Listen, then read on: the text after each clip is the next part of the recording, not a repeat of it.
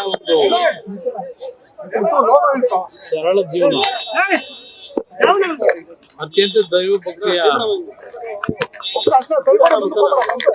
ಗುಣಗಳನ್ನು ಏನು ಹೊಂದಿದ್ರು. ನಮ್ಮ ಒಂದು ಕುಟುಂಬದಲ್ಲಿ ನಮ್ಮ ತಂದೆಯ ಒಂದು ಸಂಗಾತಿಯಾಗಿ ಸುಮಾರು 65-70 ವರ್ಷಗಳು ಅವರ ಜೊತೆಯಲ್ಲಿ ಬಾಳದಂತವ್ರು ಏನಿದ್ದಾರೆ. ಬಹುಶಃ ನಮ್ಮ ತಂದೆಯವರ ಬದುಕಿಗೆ ಅವರ ಜೀವನವನ್ನೇ ತ್ಯಾಗ ಮಾಡಿದ್ರು. ಅಷ್ಟೇ ಅಲ್ಲ,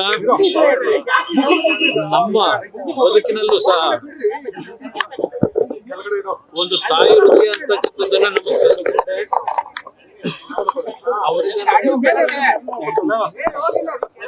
ಒಂದು ಸಣ್ಣ ಹಳ್ಳಿಯಲ್ಲಿ ಜನಿಸಿದಂತ ನಮ್ಮ ತಾಯಿಯು ಸಹ ಲಕ್ಷಾಂತರ ಕುಟುಂಬಗಳ ಬದುಕಿಗೆ ದಾರಿದೀಪವಾಗಿ ಕಳೆದ 1.5 ವರ್ಷದಿಂದ ಆರೋಗ್ಯದ ಸಮಸ್ಯೆಗಳು ಏನು ಪ್ರಾರಂಭ ಆಯ್ತು ಅವರಿಗೆ. ಅವರ ದಿನಕ್ಕೆ 8 ರಿಂದ 10 ಗಂಟೆ ದೇವ್ರ ಕೋಣೆಯಲ್ಲಿ ಬೆಳಗ್ಗೆ 5 ಗಂಟೆಗೆ ಇದ್ರೆ 3 ಗಂಟೆವರೆಗೂ ಒಂದು ಹನಿ ನೀರನ್ನು ಕುಡಿದೇನೆ ದೇವರ ಸ್ಮರಣೆ ಮಾಡ್ಕೊಂಡಿದ್ದಂಥವ್ರು. ನಾವು ನಮ್ಮ ಒಂದು ರಾಜಕೀಯದ ಬದುಕಿನಲ್ಲಿ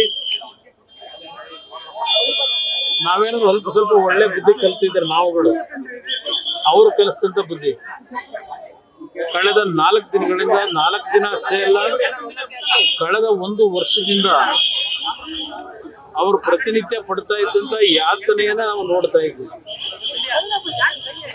ಎಷ್ಟೇ ನಾವು ಬಿಡು ಇಲ್ಲದೆ ಕಾರ್ಯಕ್ರಮಗಳಲ್ಲಿ ಭಾಗವಹಿಸ್ತಾ ಇದ್ರು, ಎಲ್ಲೇ ಇದ್ರು ಅವರ ಸ್ಮರಣೆಯಲ್ಲೇ ನಾವ್ ಇರ್ತಾ ಇದ್ವು. ಸಮಯ ಸಿಕ್ಕಾಗ್ಲೆಲ್ಲ ಹೋಗಿ ಮಾತಾಡ್ಲಿಕ್ಕೆ ಹೋದ್ರೆ, ಇಲ್ಲ ಅವರನ್ನ ಮಾತಾಡಿಸ್ಲಿಕ್ಕೆ ಹೋದ್ರೆ ಊಟ ಮಾಡಿದೀರಾ ಅಂತಕ್ಕಂಥದ್ದು ಒಂದೇ ಅವ್ರ ಮನೆ ಬರ್ತಾ ಇದ್ರು. ಕಳೆದ 1 ವರ್ಷದಿಂದ ಅವ್ರು ನೋಡ್ಲಿಕ್ಕೆ ಬರ್ತಕ್ಕಂಥವ್ರ ಬಗ್ಗೆ 4 ದಿನಗಳ ಹಿಂದೆ ಸಮಸ್ಯೆಗಳೇನು ಪ್ರಾರಂಭ ಆಯ್ತು. ಅದು ಕೋವಿಡ್ ನ ಪೀರಿಯಡ್ ನಲ್ಲಿ 2 ಬಾರಿ ಅವರಿಗೆ ಕೋವಿಡ್ ಅಟ್ಯಾಕ್ ಆದ ನಂತರ ಅವರ ಆರೋಗ್ಯ ಕ್ಷೀಣಿಸ್ತಕ್ಕಂಥದ್ದಕ್ಕೆ ಪ್ರಾರಂಭ ಆಯ್ತು. ಆ ಲಂಗ್ ಮೇಲೆ ಆದಂತ ಒಂದು ಸಮಸ್ಯೆಯಿಂದ, ರೆಸ್ಪಿರೇಟರಿ ಸಿಸ್ಟಮ್ ನ ಸಮಸ್ಯೆಯಿಂದ ಸ್ವಲ್ಪ ಗಂಭೀರವಾದಂತ ಪರಿಸ್ಥಿತಿ 4 ದಿನಗಳ ಹಿಂದೆ ಬಂದಂತದ್ದೇನಿದೆ. ನಮ್ಮ ಮಣಿಪಾಲ್ ಹಾಸ್ಪಿಟ್ಲಿಗೆ ಸೇರಿಸಿ ಡಾಕ್ಟರ್ಗಳು ಉತ್ತಮ ಅಂತ ಪ್ರಯತ್ನ ಪಟ್ಟಿದ್ದಾರೆ. ಆದ್ರೆ ನಮ್ಮ ಪ್ರಯತ್ನ, ವೈದ್ಯರ ಪ್ರಯತ್ನಗಳಿಗಿಂತ ಹೆಚ್ಚಾಗಿ ಭಗವಂತ, ಅದರಲ್ಲೂ ವಿಶೇಷವಾಗಿ ರಾಜರಾಜೇಶ್ವರಿ ತಾಯಿಯ ಒಂದು ಭಕ್ತೆಯವರು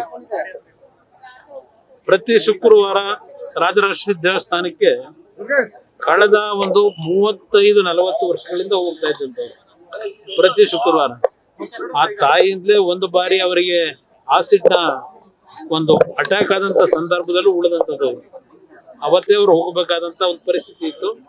ಭಗವಂತ ಉಳಿಸಿದ್ದ. ಭಗವಂತನಿಗೆ ಬಹುಶಃ ಅವರ ಬದುಕು ಈಗ ಸಾಕು ಅಂತಕ್ಕಂಥ ಒಂದು ತೀರ್ಮಾನಕ್ಕೆ ಬಂದು ಅವ್ರನ್ನ ಕರ್ಕೊಂಡಿದ್ದಾನೆ ಅನ್ನೋದು ನನ್ನ ಅಭಿಪ್ರಾಯ.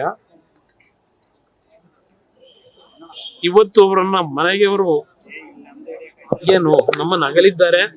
ಪದ್ಮನಾಭನಗರದ ಮನೆಯಲ್ಲಿ ಇವತ್ತೇನು ಅವರ ಅಂತಿಮ ಒಂದು ಕಾರ್ಯಗಳನ್ನು ಮಾಡಬೇಕು. ಆದ ನಂತರ ಅವರ ಒಂದು ಲಕ್ಷಾಂತರ ಕುಟುಂಬದ ಸದಸ್ಯರುಗಳು ಅವರಿಂದ ಏನು ಜೀವನ ಕಂಡಿದ್ದಾರೆ, ಅವರುಗಳು ಸಹ ನೋಡ್ಲಿಕ್ಕೆ ಬರ್ತಕ್ಕಂಥವರಿಗೆ ಒಂದು ಅವಕಾಶ ಕಲ್ಪಿಸ್ತಕ್ಕಂಥದ್ದು ನಮ್ಮ ಕರ್ತವ್ಯ ಇದೆ.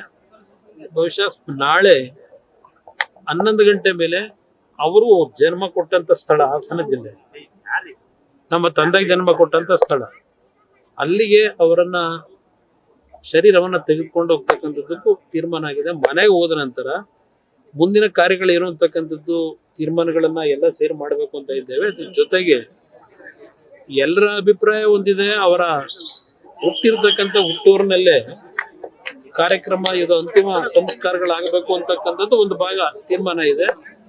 ಬಹುಶಃ ಮನೆಯಲ್ಲಿ ಎಲ್ಲರ ತೀರ್ಮಾನ ಚರ್ಚೆ ಮಾಡಿದ ನಂತರ ರಂಗನಾಥಸ್ವಾಮಿ ದೇವಸ್ಥಾನ ಇದೆ, ಮಾವಿನಕೆರೆ, ಒಂದು ಪವಿತ್ರವಾದಂಥ ದೇವಸ್ಥಾನದ ಅಡಿಯಲ್ಲಿ ಒಂದು ಸನ್ನಿಧಾನದಲ್ಲಿ ಅಂತಿಮವಾದಂಥ ಕ್ರಿಯೆಗಳನ್ನ ಮಾಡ್ತಕ್ಕಂಥದ್ದು ಒಂದು ಚರ್ಚೆ ಇದೆ. ಆ ಒಂದು ನಿಟ್ಟಿನಲ್ಲಿ ಮನೆಗೆ ಹೋದ ನಂತರ ತೀರ್ಮಾನ ಮಾಡ್ತೀವಿ. ಸಾರ್ವಜನಿಕ ಅವರನ್ನ ಅಂತಿಮ ದರ್ಶನ ಪಡಿತಕ್ಕಂಥದ್ದಕ್ಕೆ ಪದ್ಮನಾಭನಗರದ ಮನೆಯಲ್ಲಿ ವ್ಯವಸ್ಥೆಗಳನ್ನು ಮಾಡ್ತಾ ಇದ್ದೇವೆ. ಸ್ವಲ್ಪ ಜನ ಜಾಸ್ತಿ ಆದ್ರೆ ಪದ್ಮನಾಭನಗರದಲ್ಲೇ ಮೈದಾನ ಇದೆ, ಅಲ್ಲಿ ನೋಡ್ಕೊಂಡು ತೀರ್ಮಾನ ಮಾಡ್ತೀವಿ. ಬಟ್ ಅವ್ರ 11 ಗಂಟೆ ಮೇಲೆ ನಾಳೆ ಹಾಸನ ಜಿಲ್ಲೆಗೆ ಅವರ ಪಾರ್ಥಿವ ಶರೀರವನ್ನು ತೆಗೆದುಕೊಂಡು ಹೋಗ್ತಕ್ಕಂಥದ್ದಕ್ಕೆ ಅಂತಿಮ ನಿರ್ಣಯ ಮಾಡ್ತೀವಿ. ಅಂತ್ಯಕ್ರಿಯೆ 2-3 ಸ್ಥಳದ ಬಗ್ಗೆ ಸ್ವಲ್ಪ ಚರ್ಚೆಗಳಿದೆ.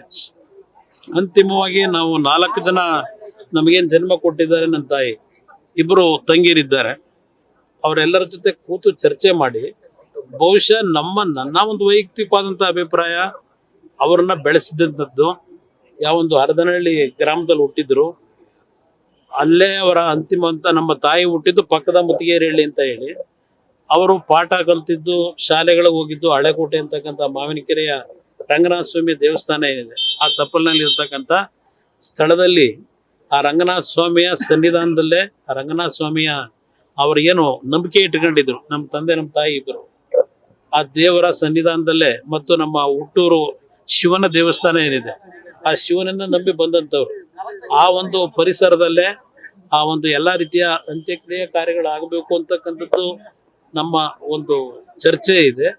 ಎಲ್ಲರ ಜೊತೆ ಚರ್ಚೆ ಮಾಡಿ ಕುಟುಂಬದಲ್ಲಿ ಒಂದು ರೀತಿಯಲ್ಲಿ ತೀರ್ಮಾನಕ್ಕೆ ಬರ್ತೀವಿ. ಸೋಮವಾರ ಅಂತ್ಯಕ್ರಿಯೆಯನ್ನು ಸೋಮವಾರ ಇಟ್ಕೊಂಡಿದ್ದೇವೆ.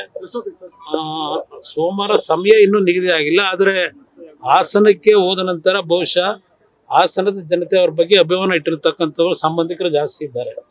ಅವರೆಲ್ಲರಿಗೂ ಅಲ್ಲೂ ಸಹ ಅಂತಿಮ ದರ್ಶನಕ್ಕೆ ಅವಕಾಶ ಕಲ್ಪಿಸಬೇಕು.